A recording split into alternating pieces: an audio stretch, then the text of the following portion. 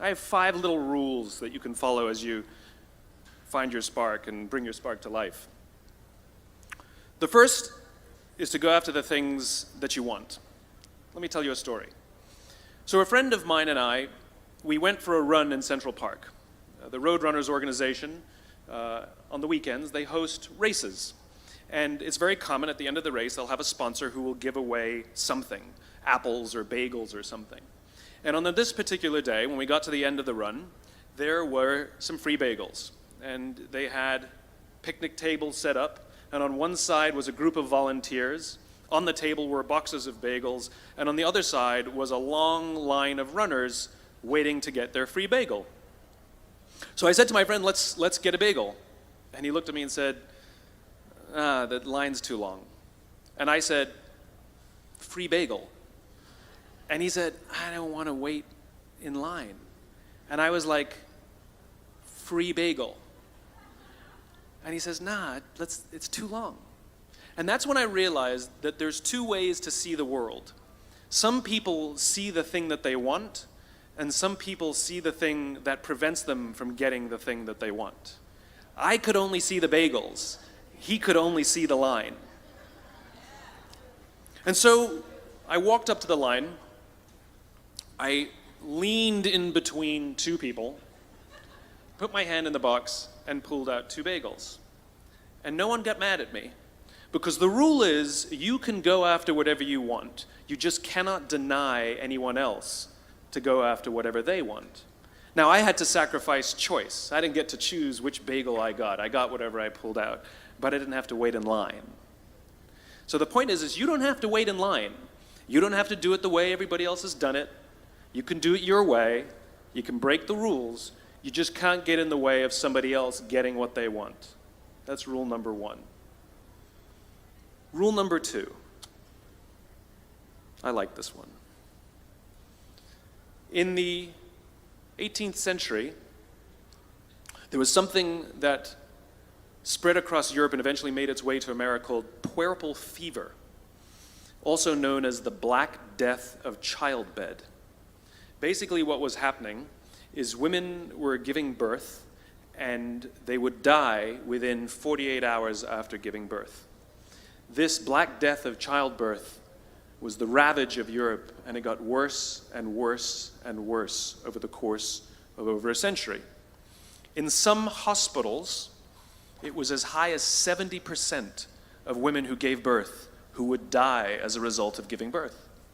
But this was the Renaissance. This was the time of empirical data and science, and we had thrown away things like tradition and mysticism. These were men of science. These were doctors. And these doctors and men of science wanted to study and try and find the reason for this Black Death of childbed, and so they got to work studying, and they would study the corpses of the women who had died. And in the morning they would conduct autopsies, and then in the afternoon they would go and deliver babies and finish their rounds. And it wasn't until somewhere in the mid-1800s that Dr. Oliver Wendell Holmes, father of Supreme Court Justice Oliver Wendell Holmes, realized that all of these doctors who were conducting autopsies in the morning weren't washing their hands before they delivered babies in the afternoon. And he pointed it out and said, guys, you're the problem. And they ignored him and called him crazy for 30 years. Until finally somebody realized that if they simply washed their hands, it would go away. And that's exactly what happened.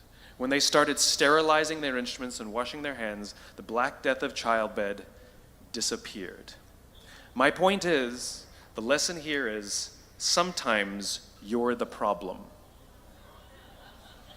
We've seen this happen all too recently with our new men of science and empirical studiers and these men of finance who are smarter than the rest of us until the thing collapsed. And they blamed everything else except themselves. And my point is take accountability for your actions. You can take all the credit in the world for the things that you do right, as long as you also take responsibility for the things you do wrong. It must be a balanced equation. You don't get it one way and not the other. You get to take credit when you also take accountability. That's lesson 2. Lesson 3, take care of each other. The United States Navy SEALs are perhaps the most elite warriors in the world. And one of the SEALs was asked, who makes it through the selection process? Who is able to become a SEAL? And his answer was, I can't tell you the kind of person that becomes a SEAL. I can't tell you the kind of person that makes it through BUD/S. But I can tell you the kind of people who don't become SEALs.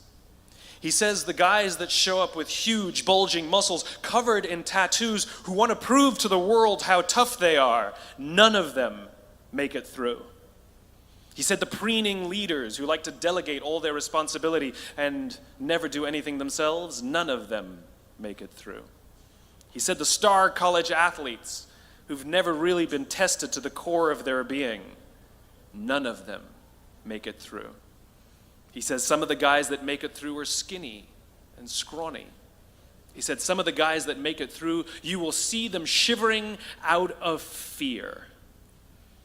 He says, however, all the guys that make it through, when they find themselves physically spent, emotionally spent, when they have nothing left to give physically or emotionally, somehow, some way, they are able to find the energy to dig down deep inside themselves, to find the energy to help the guy next to them. They become SEALs, he said. You want to be an elite warrior. It's not about how tough you are. It's not about how smart you are. It's not about how fast you are. If you want to be an elite warrior, you better get really, really good at helping the person to the left of you and helping the person to the right of you. Because that's how people advance in the world. The world is too dangerous and the world is too difficult for you to think that you can do these things alone. If you find your spark, I commend you. Now, who are you going to ask for help, and when are you going to accept help when it's offered? Learn that skill. Learn by practicing helping each other. It'll be the single most valuable thing you ever learn in your entire life. To accept help when it's offered and to ask for it when you know that you can't do it. The amazing thing is when you learn to ask for help, you'll discover that there are people all around you who've always wanted to help you. They just didn't think you needed it because you kept pretending that you had everything under control. And the minute you say, I don't know what I'm doing, I'm stuck, I'm scared, I don't think I can do this, you will find that lots of people who love you will rush in and take care of you. But that'll only happen if you learn to take care of them first.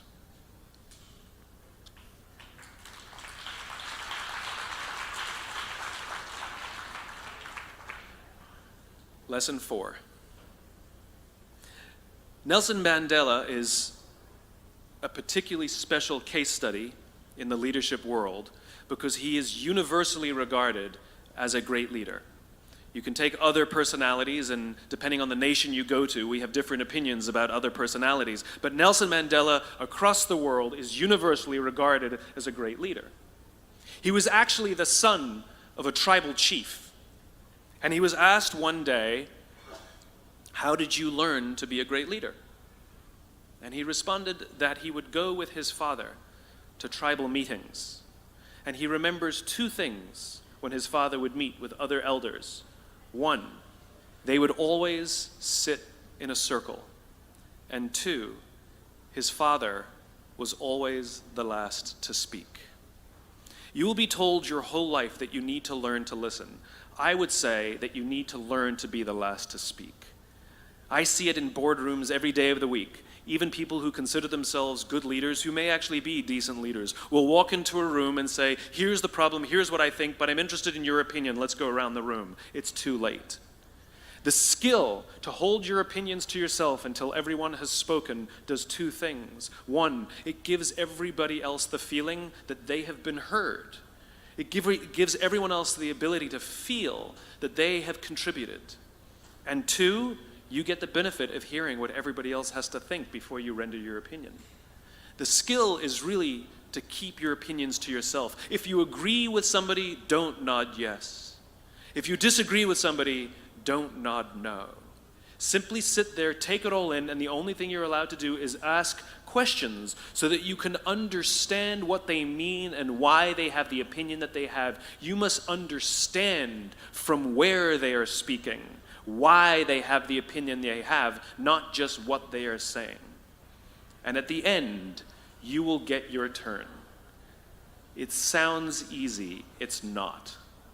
Practice being the last to speak. That's what Nelson Mandela did. Number 5. This is Monty Python. 1, 2, 5, 3. For all the other nerds in the audience. There's one. Number 5. My favorite one of all. True story. There was a former Undersecretary of Defense who was invited to give a speech at a large conference, about 1,000 people. And he was standing on the stage with his cup of coffee and his styrofoam cup, giving his prepared remarks with his PowerPoint behind him. And he took a sip of his coffee and he smiled and he looked down at the coffee. And then he went off script. And he said, last year I spoke at this exact same conference. Last year I was still the undersecretary. And when I spoke here last year, they flew me here business class. And when I arrived at the airport, there was somebody waiting for me to take me to my hotel. And they took me to my hotel and they had already checked me in and they just took me up to my room. And the next morning I came downstairs and there was someone waiting in the lobby to greet me and they drove me to this here same venue. They took me through the back entrance and took me into the green room and handed me a cup of coffee in a beautiful ceramic cup. He says, I'm no longer the undersecretary. I flew here coach. I took a taxi to my hotel and I checked myself in. When I came down the lobby this morning, I took another taxi to this venue. I came in the front door and found my way backstage, and when I asked someone, do you have any coffee? He pointed to the coffee machine in the corner, and I poured myself a cup of coffee into this here styrofoam cup. He says the lesson is, the ceramic cup was never meant for me. It was meant for the position I held. I deserve a styrofoam cup. Remember this. As you gain fame, as you gain fortune, as you gain position and seniority, people will treat you better. They will hold doors open for you. They will get you a cup of tea and coffee without you even asking. They will call you sir and ma'am, and they will give you stuff. None of that stuff is meant for you. That stuff is meant for the position you hold. It is meant for the level that you have achieved of leader or success or whatever you want to call it. But you will always deserve a styrofoam cup.